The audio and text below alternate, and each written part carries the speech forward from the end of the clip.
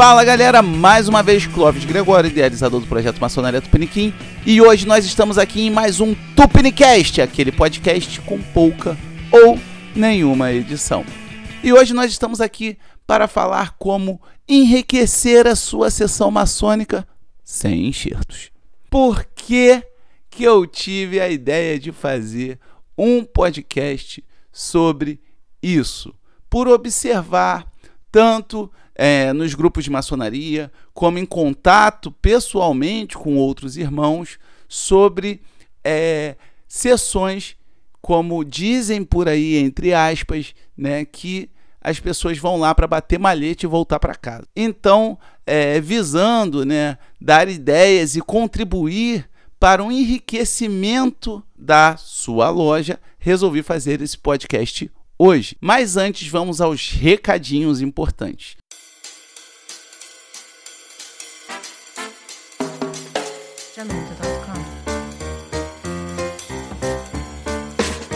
Se você só consome o podcast aqui, né, nos streamings de Spotify, Apple Podcast, você deve ter notado um hiato. Mas aí eu te convido a conhecer todo o projeto Maçonaria Tupiniquim, né, de historiador e pesquisador da maçonaria. E aos assinantes do Maçonaria Tupiniquim Jornal, fiquem ligados, pois eu estou trabalhando na edição de março e abril e deve sair mais tardar lá para segunda-feira. Então, se você não é um assinante do nosso projeto, corre lá, as informações estão aqui na descrição desse vídeo, ou se você estiver, né, ouvindo pelo Spotify ou Apple Podcast, tem um link aqui que você conhece todo o nosso projeto, né, o Maçonaria Tupiniverso. Então, corre lá e garanta a sua assinatura. Bem, como eu falei, a motivação deste podcast foi a conversa com diversos irmãos, né, o termômetro nos grupos de maçonaria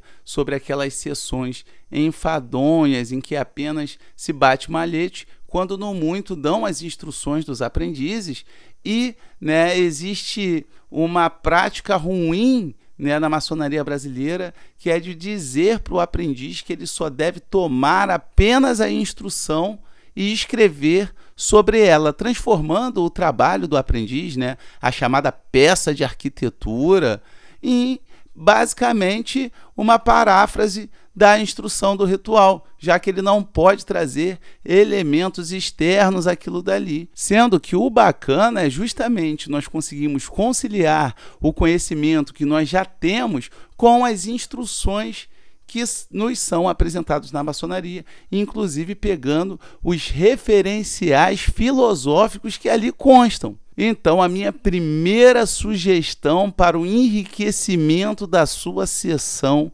maçônica é justamente trabalhar com filosofia. Como assim, Clóvis? Pode explicar mais um pouco sobre isso? Trabalhar com filosofia? Sim, trabalhar com filosofia. Existe uma historiadora chamada Margaret Jacob que ela trata do assunto iluminismo e maçonaria, e ela diz o seguinte, que os próprios maçons, né, durante o século XVIII e XIX tinham consciência e afirmavam ser iluminados, pois eles identificavam que a maçonaria, né, tinha uma ideia de uma elevação dentro do próprio sistema cultural. Não é difícil, se você analisar os rituais, principalmente, né, os franceses. Então, aqui no Brasil a gente pratica muito, né, o rito escocês antigo e aceito, e você conseguir enxergar as influências do iluminismo sobre. E para quem não sabe, muitos dos filósofos que nós conhecemos hoje, né, como o Rousseau, o Kant, eles abordam diversos assuntos em que você consegue, né, pontos de contato com os rituais maçônicos, ou seja, com as instruções dos rituais maçônicos. E daí, ao invés de castrar os aprendizes, pedindo para que eles não levem em consideração os seus conhecimentos adquiridos, então, né, a maçonaria ela é muito plural, falando, né, de pessoas dentro da maçonaria nas mais diversas profissões, e você pode ter lá, né, professores, sociólogos que tiveram contato, né, com vários escritores, né, vários pensadores, filósofos que estavam ali nos séculos das luzes e podem enriquecer a própria fala deles, contribuindo com a instrução na loja. Ou seja, ele é que recebe a instrução, mas na hora de confeccionar o seu trabalho e o entendimento, trazer referências externas pode enriquecer e contribuir com a loja no geral. E daí, aproveitando, né, o gancho da filosofia dentro da loja, explorar autores, explorar filósofos, explorar leituras, né, de filósofos e fazer, né, esses pontos de contato com o que nós entendemos por maçonaria é muito bacana e enriquecedor. Então, lá na minha loja mesmo, né, nós éramos bem tecnocratas em relação à ritualística em si. Então, a gente comparava rituais, falava sobre história da maçonaria, mas trazer um ensinamento filosófico, eu posso dizer que foi até o meu atual venerável. Quando ele era mestre maçom ainda, ele organizou uma exposição sobre o pensamento aristotélico e as ferramentas de aprendiz. Isso enriqueceu de tamanha forma a nossa loja que outros irmãos passaram a consumir filosofia também. E conhecendo filosofia, nós conseguimos reconhecer a influência de pensamentos e pensadores filosóficos dentro das próprias instruções maçônicas. Então, quando nós falamos lá sobre aquela instrução que aborda, né, as virtudes cardeais e as teologais, nós podemos cruzar com uma fala de São Tomás de Aquino. Então, quando o ritual fala, por exemplo, sobre não existir homem encarcerado, nós podemos encontrar lastro na fala de Rousseau. E também aquela outra parte lá sobre o pensamento do que nos diferencia dos animais é o raciocínio, né? Hoje é um pensamento tão simples, mas na época em que Rousseau desenvolveu isso e acabou entrando nos rituais maçônicos, né, era algo mais elevado. Então você consegue identificar dentro da fala do Rousseau, né, a instrução maçônica. Então eu volto naquilo que eu sempre falo, né, que eu peguei emprestado do nosso querido irmão Felipe Corte Real de Camargo. A maçonaria não é alienígena, ela está inserida na sociedade, nos movimentos sociais que ali estão acontecendo, e a influência da sociedade na maçonaria é real. A maçonaria é composta por maçons que vivem, né, no planeta Terra. Então, a minha primeira sugestão é que se trabalhem com filósofos. Quer pedir um trabalho extra para os aprendizes, ou vocês mesmos, mestres maçons, que depois chegam ao grau de mestre e nunca mais apresentam nada na oficina, leiam um filósofo, apresente para a loja. Isso vai enriquecer a loja, não só maçonicamente, mas culturalmente. Outra coisa bacana é o intercâmbio de ritos.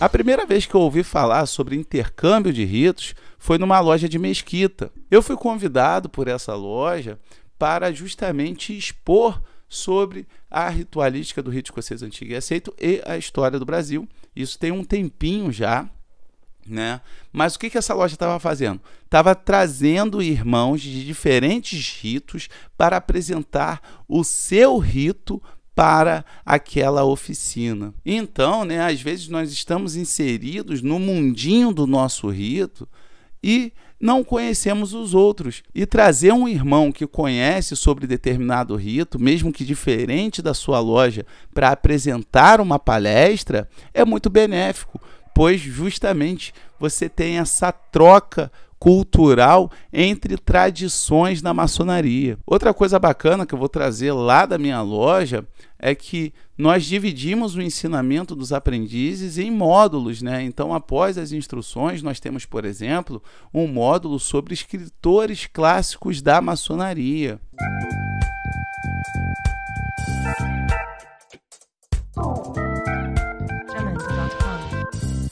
Então a gente apresenta para eles quem é Thomas Smith Webb, quem é McKee, quem é Albert Pike. Isso enriquece o cabedal cultural deles e ajuda também no combate de desinformação que as pessoas fazem. Então, muitas pessoas, inclusive maçons, conhecem, por exemplo, o Albert Pike através da obra daquele Liu Taxil lá, aquele escritor antimaçônico, né, que falam absurdos, por exemplo, que o Albert Pike se encontrava com o próprio Satanás às sextas-feiras para poder falar sobre maçonaria, dominação do mundo e etc. E você conhecendo, você consegue combater essas ignorâncias. Então, por exemplo, quando o Liu Taxil fala lá sobre o grau 33, ter uma ligação disso com o próprio Satanás cristão lá, né? Se você conhecer, você sabe que está enganado. Porque o Moral e Dogma, né? Olha só essa edição lindíssima, né, do Mano Canyon. Abraço, Mano Canyon, tá? A edição ficou fantástica. Então, se você conhece o Albert Pike, você sabe que ele escreveu só sobre 32 graus. Não existe um capítulo do livro do grau 33. Falando ainda sobre os escritores maçônicos, né, na apresentação, tem uma enciclopédia do McKee que você consegue, né, acessar ela online, e tem diversos verbetes de maçonaria explicando o que é, pelo menos um entendimento do autor em determinada época sobre determinada verbete, inspirados, sabe, naqueles verbetes enciclopédicos, né, lá do iluminismo. Outra coisa interessante, aí eu vou citar, né, o meu saudoso irmão Luciano Rodrigues e Rodrigues. Ele gostava muito de pesquisar sobre maçonarias mundo afora. Então, ele entrava naquelas páginas, né, de grandes lojas gringas, né, como, por exemplo, Suécia, Dinamarca, Grécia e muitas outras. Então, pesquisava a sua história, que tipo de ritual se trabalha nessa grande loja, particularidades e curiosidades.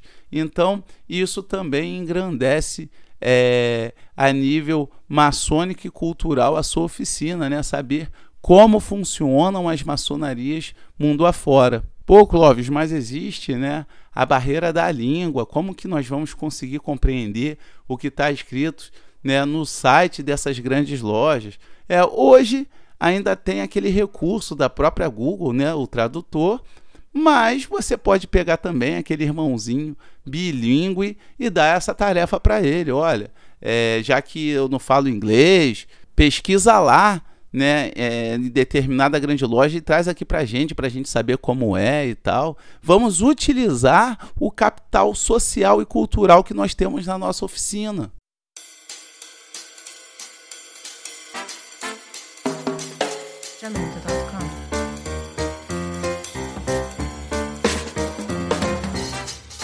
Outra coisa interessante é trabalhar, né, os altos graus. Não é para você executar, né, altos graus dentro da sua oficina, mas é para você conversar com o delegado de determinadas instituições que trabalham com os altos graus da maçonaria nos diversos ritos e apresentar para a oficina, para que os mestres maçons conheçam a progressão dos graus, o que se fala em cada grau, qual é a moral de determinado grau. Isso é muito bacana. E não, você não está sendo perjuro.